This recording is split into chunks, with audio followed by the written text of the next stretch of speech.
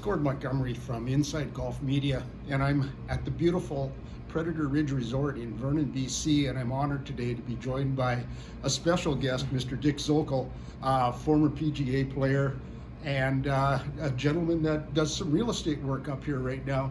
And Dick, we were talking just a little bit ago about Nick Taylor's recent win on the PGA Tour. You're a two-time champion off the tour a few years back, but tell me what that win does for Nick Taylor going forward right now, and what it means to golf in general, especially the young golfers in Canada, as they see a guy go wire to wire at Pebble Beach. Well, firstly, it was extremely impressive, Nick's win. We all watched him 5 years ago when he first came out on the PGA Tour. He won, I think, in his fourth PGA Tour event, and it was kind of like, which often can happen, the naivety of a player getting on tour, and if they're able to play well, then they get that. But then after a few years on tour, you quickly learn how difficult it is, and Nick has gone through some of those challenges.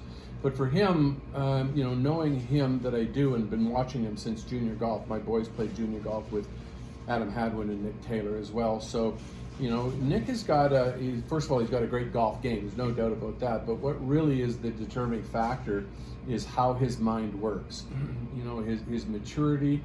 For him to stand in there in that situation, in that difficult situation, playing with Phil Mickelson in the last group at the AT&T at Pebble Beach, having a lead, and him to know that he has to keep his head down, as he said, and he was able to do that and go through the peaks and valleys of a round and be able to maintain his cool when a lot of people just make a mess of it. And he was able to do that. I thought he was going to be able to do it. He did it, and it came to pass. It's going to do a lot for Nick Taylor, and it's going to do a lot for all those young, aspiring Canadians that look up to Nick Taylor. So it's a fantastic thing for Canadian golf. Interesting, you were talking a little bit before. What's the stage of a golfer's life, Dick, that takes them onto the PGA circuit? What do you have to do to become that kind of a player? Because you see all these kids these days with these $1.5 million purses and this type of thing. Same as hockey used to be. My kid's going to be a hockey player. Now it's going to be a PGA golfer. What does it take to become a pro? And what's everyday life like on the pro tour? It can't be as easy as it's made to sound. Well, it's a lot easier today than it used to be. That's for sure. Particularly with that kind of cash that's floating around. Yeah. But yeah, you're right. Golf is trying to get on the PGA Tour is probably a lot like trying to get in the NHL. There's a lot of people trying to do it, and what I believe, there's a lot of young players that can hit the golf ball a mile, and they're great players, and they're scratch players, and they can shoot 65 at will around their golf course. But it's another thing to be able to go down to the United States and play in an environment where the best players are and still perform, and that is strictly psychological. There's so many people that have great abilities to play golf, but the real component to being able to play, and this is what I tell all the young aspiring pros. He says, you've got the game, you have the talent, but what really hinges on whether you're going to make it or not is if you have the mindset to do it, because you have to be able to deal with the adversity that comes with it. You're going to get knocked down, and if you have the tenacity to get up and be more inspired because you got knocked down, that's the differentiating maker. And what really determines those who make it and those who don't is their day-to-day mindset. And it's the secret sauce in life, it's the secret sauce in business, it's the secret sauce in golf, it's the secret sauce in hockey. And those who believe will, those who, and if you don't believe, you're going to do that too. So mindset is everything, particularly at the highest level in anything. We were talking earlier as well about life after professional sports, and you've transitioned very well. You've been involved in a lot of things, building or designing Sagebrush Golf Course, working up at the Predator Ridge as the head of the golf operation at one point in time, now in the real estate end of things here. Tell me a little bit about transitioning into real life away from the spotlight and the big paydays if you're lucky enough to get one? Well, I was either fortunate in some aspects and unfortunate in other aspects to not make a ton of money in my career on the PGA Tour.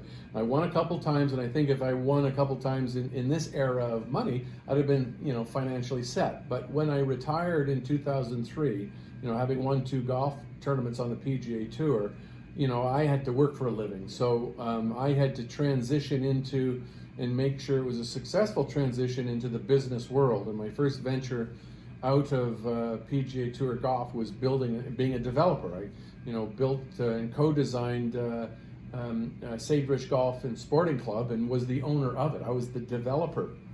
So I was on a fast learning curve in the reality, and then we opened the golf course and the brutal learning curve of dealing with an economic crisis of 2008 hit us right between the eyes, and I lost control of that business. But those are just like life learning experiences, and then from there you have to recover. I had to work for a living, I had to put food on the table and take care of my family just like any other person.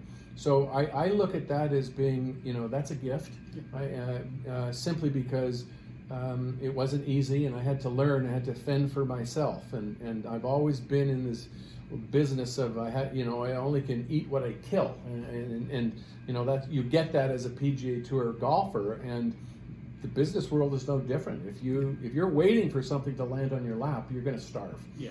And so transitioning into the business, and then it made a lot of sense to come to Predator Ridge when Sagebrush was over, and Brad Pelche, my former agent on the PGA Tour, runs Predator Ridge, and he brought in AJ Ethorn and myself, and I'm proud to be part of a very successful team at Predator Ridge, and we do an awfully good job both as a resort and also selling real estate as a private community as well. Right. Tell me a little bit about how the game has changed from when you were on the tour to what it is today. And you hear all these things that they want to roll the ball back and they want to do this and do that. Has the game changed that much that they have to start messing more with the equipment, or is it just that the players are that much better, that much more physically able to play the game at a higher level than in days past? Not saying that you weren't a good athlete, but just say these guys work out probably 6 days a week type of thing by the sounds of it. Well, I think the exponential gains that equipment and technology has given all golfers is accelerated the ball to go distances that it does. And the equipment is just such a big aspect of it. Like, when you look at clubhead speed is the real thing that drives it. And Dustin Johnson, the athlete that he is, and Brooks Koepka, their clubhead speed is about 125 miles an hour. Well, Jack Nicklaus in his prime, who wasn't a fit guy, they called him Fat Jack right back in the day. His clubhead speed actually was greater than theirs. His was calculated in that 128 to 130, distance. John Daly, who has 130 mile an hour clubhead speed, he wouldn't be looked as an athlete himself, but they have the same type of clubhead speed. Now, when you put it into the equipment today, those distances went from on an average of 290 for the furthest in the back in the day to now it's into the 350 yard range. So equipment is the biggest impactor too, and unfortunately the guys with the most power have the exponential benefit as it relates to the PGA Tour golf than the shorter guy. I mean, the longer guy will always be ahead of the shorter guy, but the benefits to the more powerful is just that much more exaggerated. So that's a little off in the kilter, and I'm one. I hope the USGA and the R&A in their distance reports are going to come out, and all they need to do is increase the spin on the ball, and everything will the ship will right itself, and the proper fairness in relation to risk and reward with distance and accuracy, the balance will come back. So we'll have to wait and see what happens. But yes, majority of, given the amount of money today on the PGA Tour, you better be an athlete. You better be maxing it out as much as you can, or else you're leaving dollars on the table. And that's just part of evolution. I think you can say that. I remember watching, some old classic hockey players. And I used to have a cigarette between periods in the locker room. So a lot has changed, both in all aspects of all sports. So it's just the natural evolution of golf as well. As a former designer of a golf course, is that length hurting the game as much as we're seeing because of these big golf courses that are coming on stream, where everything seems to be 7,200 yards at the tips, 7,600 yards at the tips? Mickelson National, the new course in Calgary, I had the chance to play it this past fall, and I mean, it's going to be 7,600 yards, which is crazy for a guy like me who doesn't hit the ball very far. Is it hurting the amateur end of the game because of that size, or is that just hypothetical and nobody in their right mind that's not a great golfer going to go back and play those distances? Well, yeah, understanding the chemistry of golfers is and there's a bunch of different aspects in this. Like, first of all, amateur golfers should play the proper tees. Yeah. They have a tendency to go back too far and then complain about it's too long, but they should have the discipline to play the proper tees. That's number one. You get to be as old as me, you'll learn that pretty quick. No, you better be in the right place. I'm losing lots of distance myself, and I don't go back to the back tees anymore.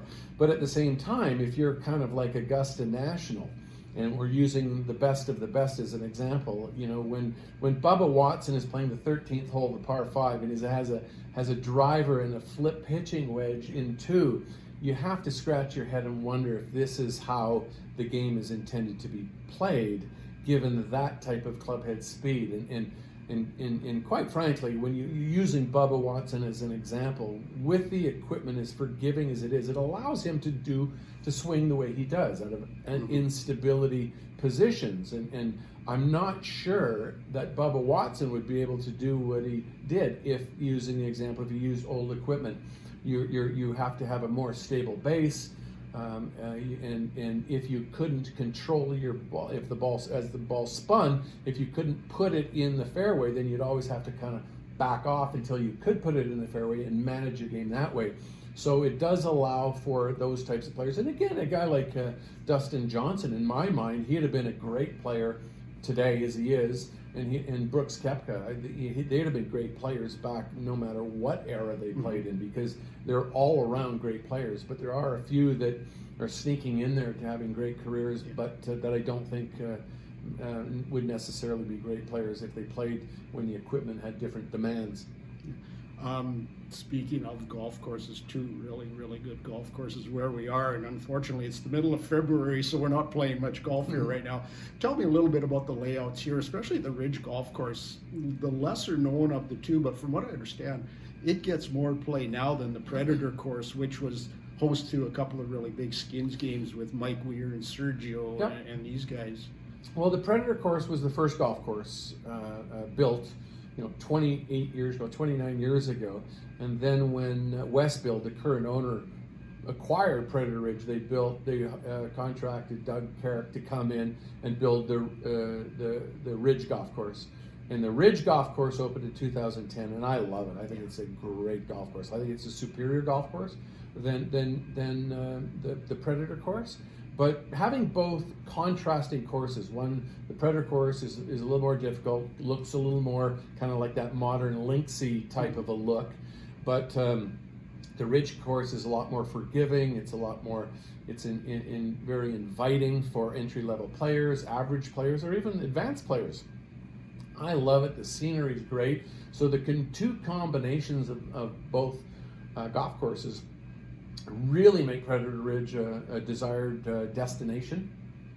And more importantly on that, it's a community that if you really are looking to get to that next chapter in quality of life, that it's a community that's second to none in Canada.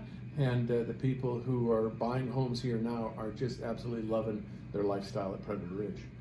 That's good for me, sir. Thank you so much for your time. An Thank you, absolute Gordon. pleasure. Just a real honor for me. So thank you so much. Thank you very much. My absolute